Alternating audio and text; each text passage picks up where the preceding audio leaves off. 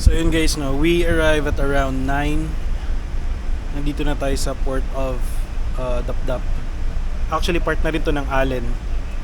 And kakalabas lang rin ng mga sasakyan sa barko. So we're just waiting right now. So mga before 12 nandun na rin tayo sa Sorsogon.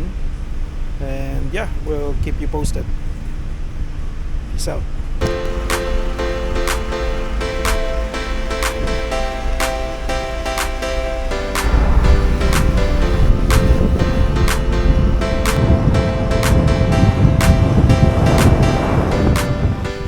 Alright guys, so nandito na tayo sa Bulusan. Dahil hindi pa tayo kumakain, try natin kumain dito. Magtanong-tanong na rin tayo. Hello po ate. Anong benta nyo? Yan. Ito barbecue. Sige. Ano sa inyo, sir? Ito, magkano yan? 10. Sige, pakuha ako 4. Tsaka isang rice na rin. Inaitin ko ano? Anong tawag dyan? Sitaw at saka malunggay na may bataw. May bataw. Sige, isa na rin. Tikman natin. Isa rin ito. At nga pala guys, si Kuya na rin yung nagturo sa akin kung saan maganda pumunta. Meron daw Eco Adventure Park dito na may Twin Falls at ilang minutes lang siya mula dito. Kaya yun ang napuntahan natin. Maraming kutsara, mga kutsara.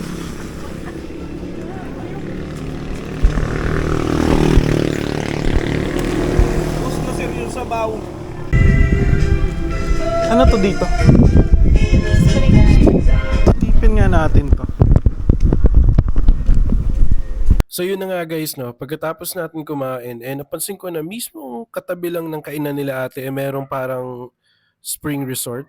Sabi naman ni ate, closed daw siya at the moment kasi nire-renovate daw at kailangan pa daw ayusin. Pero pinayagan naman nila ako pumasok at ito yung nakita natin.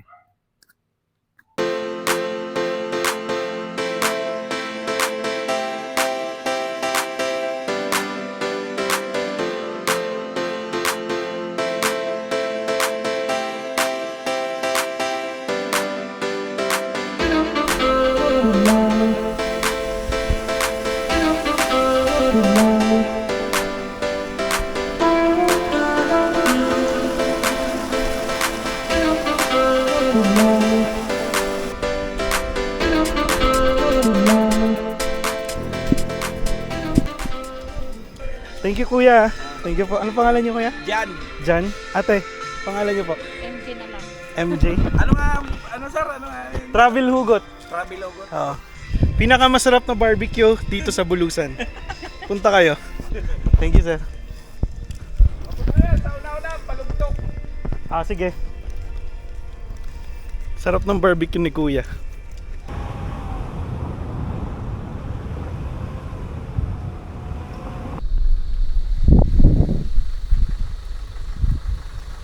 Kuya, yung Zoe. Saan yung Zoe? Malapit na. Thank you po.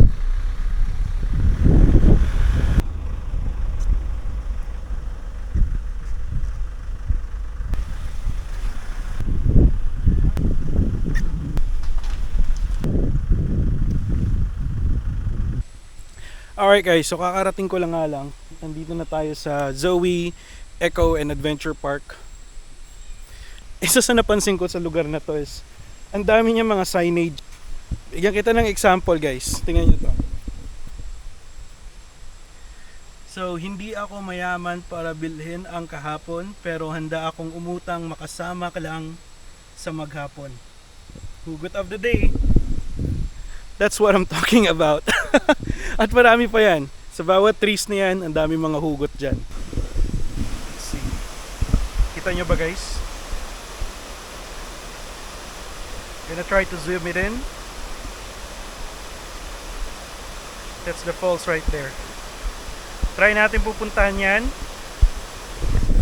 So ngayon, magpe-prepare muna ako. Wala talagang tao. Hello? Walang tao. Nakakatuwa pa yung CR nila guys. Tingnan nyo. Alright, men to the left because women are always right. Tama nga naman, di ba? Ito pa. kayo nagagalit sa tamad, wala naman silang ginagawa. Di ba nga, wala namang ginagawa yung mga tamad. At ayun na nga, tinahak na natin yung daan pababa ng falls. Medyo matarik to at yung hagdanan is madulas dahil sa lumot. Kaya medyo ingat tayo dito sa paglalakad. Natuwa ako kasi meron palang tao sa baba, so if any case na may mangyari sa atin, meron naman tutulong. Sila na rin tong nagturo sa akin kung saan yung daan sa pangalawang falls. Kaya ayun, pinuntahan na natin. May hidden falls din daw doon, punta natin. Salamat, sir. Then, whoa. Alright guys, andito na tayo and tatry ko siyang akyatin.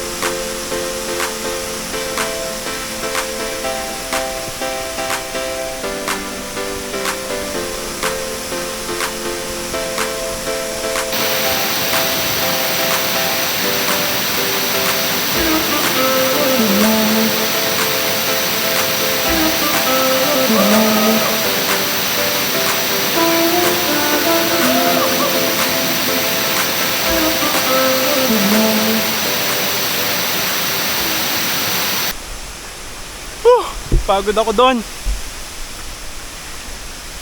Hindi madali maging content creator. talagang mag-effort ka. Grabe. Hindi naman ako nagtapon ng basura, so may pag-asa pa ako. Ito nga pala yung aakitan ulit natin. Doon pa tayo sa dulo. So tara.